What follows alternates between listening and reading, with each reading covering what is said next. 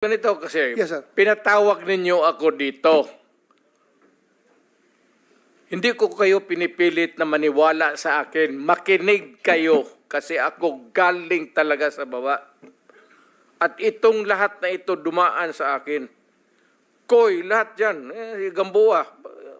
Bato.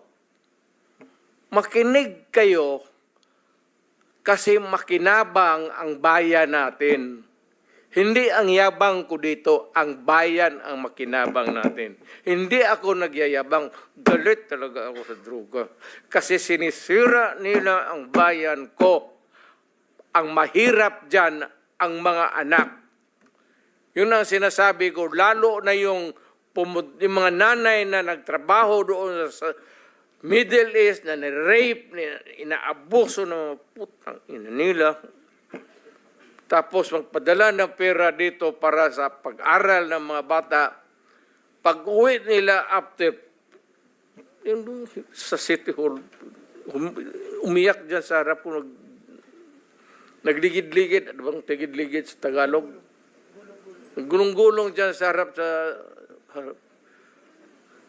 Kasi yung pinapadala ng pera pala na, yung dalawang anak niya, babae, puro doon sa droga na punta yung... Kaya kung makita mo, ewan ko, hindi kasi kayo sa babae.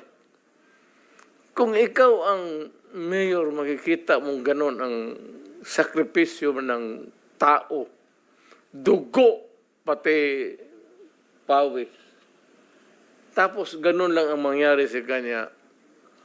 Ako ang nakikinig sa istorya dito. Ako yung mayor. Ako ang nagsasabi, I will protect the city. Ano? Putang, pagkahipokrito ko naman. Wag na lang ako mag-mayor kung wala akong gawin. Kaya ang daw sinabi ko, stop or patayin kita. Magdiretsahan na lang ako. Total, akin lang naman to. Allow me because yun ba talaga ang totoo. Ang ganap ko, huminto kayo, papatayin ko kayo. Putang ina ninyo. Yan ang totoo. Bitawan na natin. Total, Congress or wherever. We know the sanctity of the institution of Congress. But there is always a time to let go of your...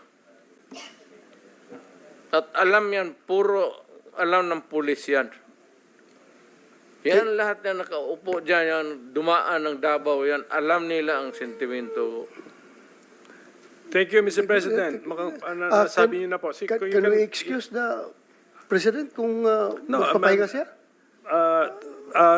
We suspend for a few minutes.